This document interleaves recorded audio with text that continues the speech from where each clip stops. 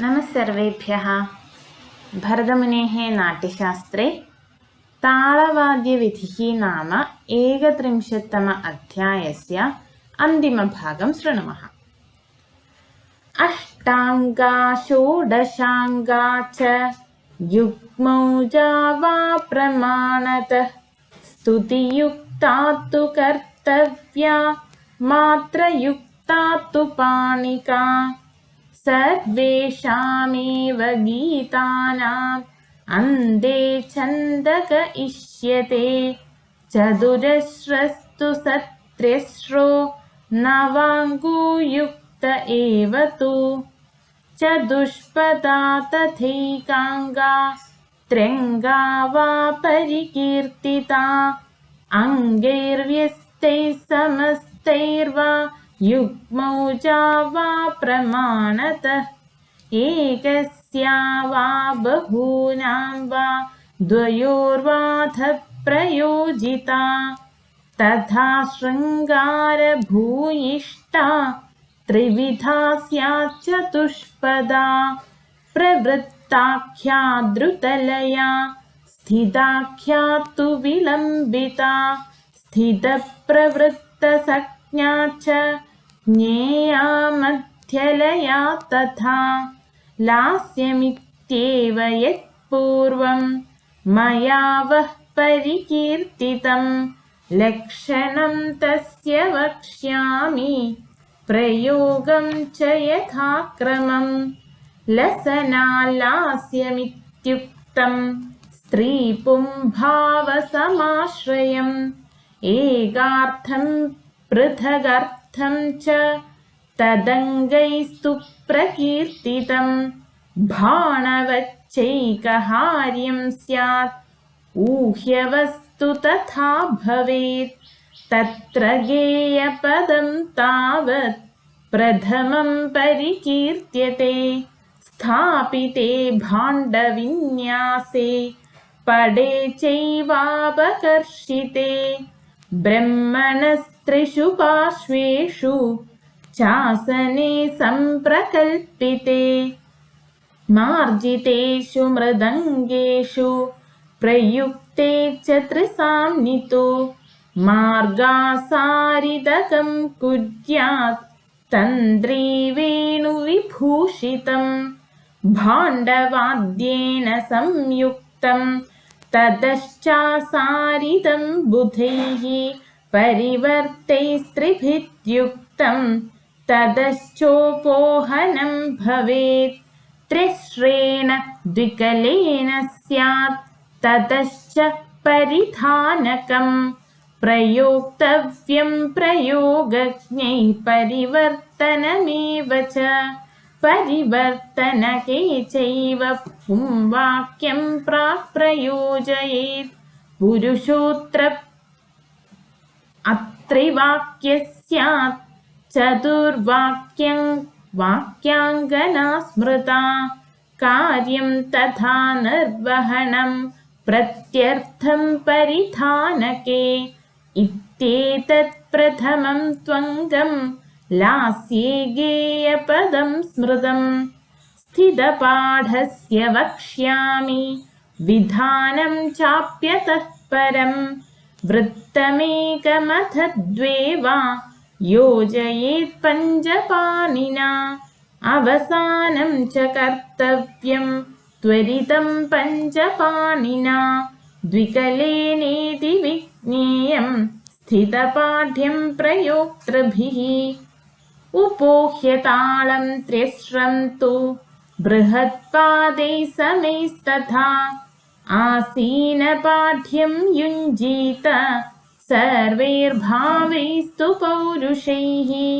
गेयं चतुर्भिः पादैस्तु समैरर्थवशानुगैः आसीनपाठ्ये कर्तव्यं विधिवत् पञ्चपाणिना अदशते युग्मताळेन श्लोकः कार्यस्तथा परः अष्टादश द्वादश वा पदानि तु ततः परं कुर्यादुत्तरताळेन ततो निर्वहणं बुध एतदासीनपाठ्यस्य विधानं परिकीर्तितं स्यात् पुष्पगण्डिका नाम यदङ्गं तन्निबोधत तत्रैकं पौरुषं श्लोकं समावृत्तं प्रयोजयेत् चतुर्भिः सन्निपातैश्च ज्ञेयं चञ्चत्पुटाश्रयं पादे पादे तु तस्येष्टं वाद्यं नृत्तं तथैव च ततश्चान्ये स्मृते वृत्ते खञ्जनर्कुटसंज्ञिते अन्धे निर्वहणे चास्याः शीर्षकं पञ्चपाणिना आविद्धचार्यङ्गहारेत् उद्धतैस्तत्र योजयेत् ज्योत्स्नायां मदिरायां वा सलिले दर्पणेऽपि वा छायां सन्दृश्य कान्तस्य प्रहृष्याध विभूषितं नृत्तप्रधानं क्रीडाढ्यं हेलादिभिरलङ्कृतं त्र्यङ्गं प्रच्छेदकं तत्र विद्यालास्यप्रयोगवित् झञ्झत्पुटस्य तालेन तस्य प्रक्रीडितं भवेत् मात्रावृत्तसमैः पादैः श्लोकबन्धो भवेदथ बह्वक्षरार्थसंयुक्तं तोडकं पञ्चपाणिना द्विकलेन प्रकर्तव्यं मिश्रेणैककलेन वा नाराचकं च कर्तव्यं गुरुप्रायाक्षरान्वितं यथाक्षरेण त्रिश्रेण सन्निपातैस्तथाष्टभिः विवधैककसंयुक्तं कैशिकीजादिमाश्रितं त्र्यङ्गं प्रच्छेदकं विद्यात् युक्तं प्रक्रीडितादिभिः अनिष्टुरश्लक्ष्णपदं गान्धारीजातिमाश्रितं झञ्झत्पुटेन योक्तव्यं त्रिमूढं द्विकलेन तु चतुष्षष्टिः सन्निपातास्तस्मिंश्चैव प्रकीर्तिताः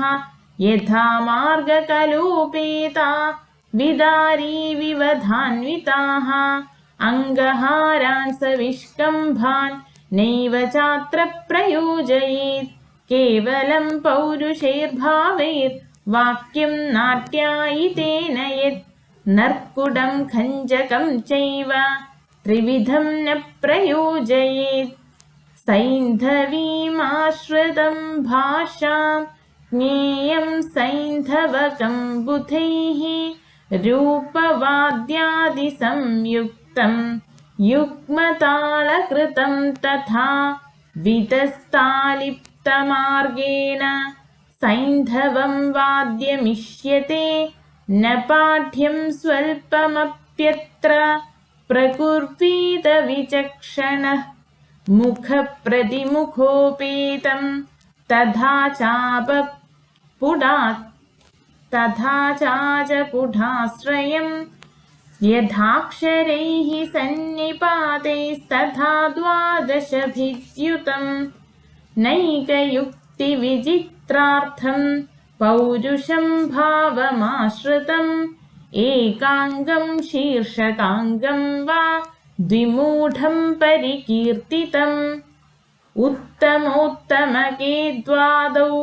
नर्कुडं सम्प्रयोजयेत् श्लोकं विचित्रार्थपदं तथा चैवोपपादयेत् ततश्च वस्तुकं कार्यम् अपरान्तकशाखया यथाक्षरेण कार्यं तु शीर्षकं पञ्चपाणिना उत्तमोत्तमकं प्रोक्तं हेलावृत्तिविभूषितं कोपप्रसादबहुलं साधिक्षेपैरुपक्रमैः सल्लापरचितैर्नित्यं मुक्तप्रत्युक्तमिष्यते वज्रार्थेन प्रकर्यास्तु तस्य तालविधिस्मृतः ततस्तु शीर्षकं कार्यं संयुक्तं पञ्चपाणिना उक्तप्रत्युक्तमेवं हि यथोक्तं परिकीर्तितम् एवमेतत् बुधैर्ज्ञेयं गीततालविकल्पनम् ऋग्गाथापाणिकादीनां सप्तरूपं प्रकीर्तितं यस्तु तालं न जानाति न स गाता न वादकः तस्मात् सर्वप्रयत्नेन कार्यं तालावधारणम् अङ्गभूता हि तालस्य यदि पाणिलया स्मृताः त्रयो लयास्तु विज्ञेया धृतमध्यविलम्बिताः छन्दोऽक्षरपदानां हि समत्वं यत् प्रकीर्त्यते कलाकालान्तरकृतः स लयो नाम सक्नितः स्रोतो गता च गोपुच्छा समाचात्र त्रिधायतिः लयप्रवृत्तवर्णानाम् अक्षराणामथापि वा नियमो यो यदि सातु गीतवाद्यसमाश्रया समपाणिश्च विज्ञेयो ह्यवपाणिस्तथैव च तथैवोपरिपाणिश्च गीतवाद्यसमाश्रयः लयेन यत्समं वाद्यं समपाणिः प्रकीर्त्यते ध्रुवाद्यदवकृष्टं स्यात् सोऽवपाणिः प्रकीर्तितः लयस्योपरि यद्वाद्यं पाणिः सोऽपरि तिष्यते तत्र स्थितलये यो वै सन्निपातो विधीयते स तु मध्यलयं प्राप्य सन्निपातद्वयं भवेत् धृतं चापि लयं प्राप्य सन्निपातचतुष्टयं यावत् तत्रान्तरकला धृत एव लयो हि सः सोऽवपाणिस्तु विज्ञेयस्तज्ञैर्धृतलयाश्रितः अत ऊर्ध्वं प्रमाणं तु कलानां न विधीयते इत्येष लक्षणविधिर्निर्दिष्टो गानयोक्तृभिः अत ऊर्ध्वं प्रवक्ष्यामि ध्रुवाणामङ्गकल्पनम् इति भारतीये नाट्यशास्त्रे तालवाद्यविधिः नाम